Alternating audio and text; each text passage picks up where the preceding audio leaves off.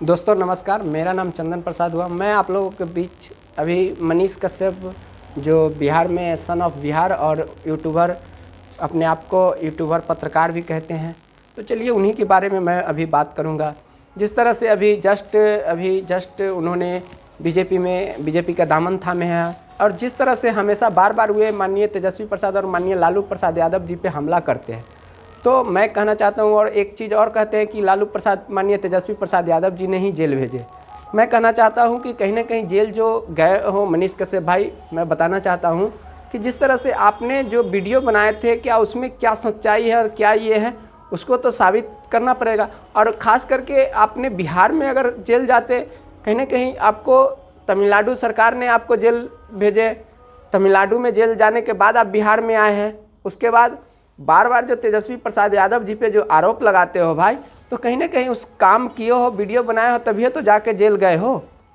और जिस काम के लिए जिस काम के लिए मनीष कश्यप भाई जो वीडियो बनाए थे, उस काम का तुम्हारा ये सफल हो गया। जो काम के लिए तुम कहीं ना कहीं राजनीतिक में आना चाहते थे भाई, और राजनीतिक में तुम अपना चेहरा चमकाना चाहते थे, खास करके जो काम वीडियो बनाने वाला बीजेपी के इशारे पे किए थे, ये सभी आदमी को पता है। और उस काम को आपका सफल हो गया, आप बीजेपी में कहीं ना कहीं शामिल हो गए।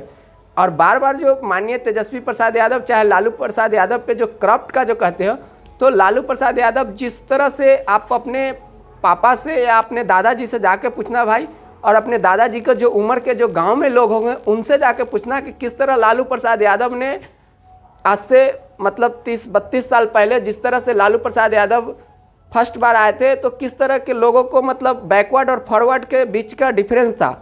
और कहीं ना कहीं उसी विचारधारा से तुम भी आते हो मनीष कश्यप भाई, उसी विचारधारा अपने बाप दादा के विचारधारा से तुम भी आते हो। कहीं ना कहीं तुम्हें अगर विचारधारा अगर डिफरेंस रहता, तो मैं देखा हूँ बैकवर्ड और फॉरवर्ड के बीच में तुम्हारा क्या डिफरेंस है। जिस तरह से बैकवर्ड के कुर्सी पे ही फॉरवर्ड बैठ के और बैकवर्ड नीचे बैठता था, उसी कुर्सी, उसी के दरवाज़ा, उसी के खटिया और उसी के कुर्सी, और उन्होंने नीचे बैठता था और फॉरवर्ड के लोग कुर्सी पर बैठ के बात करते थे। ये हिम्मत नहीं था कि मेरा ही कुर्सी है, मेरा ही दरवाज़ा है, मेरा ही खटिया है, तो मैं उनके बराबरी में बैठूं। ये चीज़ था। और इसी चीज़ को लालू यादव ने एक करने का काम किया और एक करके ही रहे।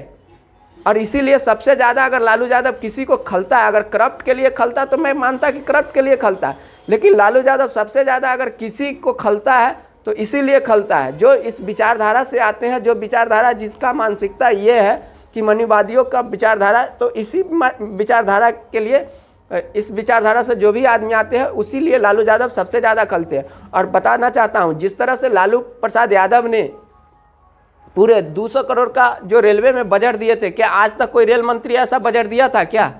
अगर चाहते तो बिहार को भी वह अच्छा खासा करते थे, लेकिन बिहार में क्या था कि बिहार में तो एक ऐसा स्थिति बना हुआ था बैकवर्ड और फॉरवर्ड के बीच की, उस चीज़ को करते करते ही लालू यादव का पूरा टाइम निकल गया।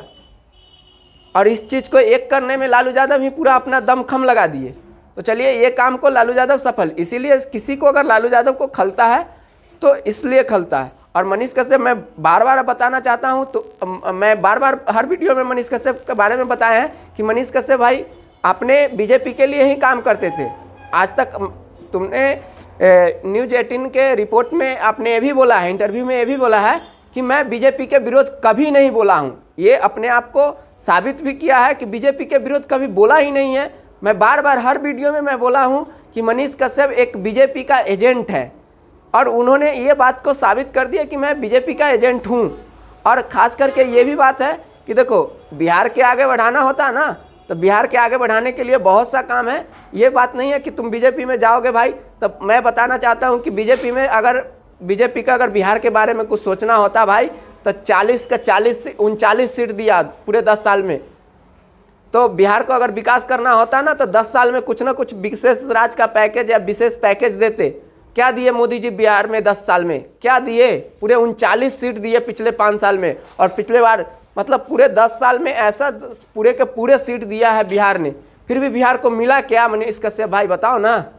और कहते हो मोदी जी मोदी जी, मोदी जी कुछ नहीं कर पाएंगे। मोदी जी सिर्फ अडानी अंबानी के लिए ही काम करते हैं।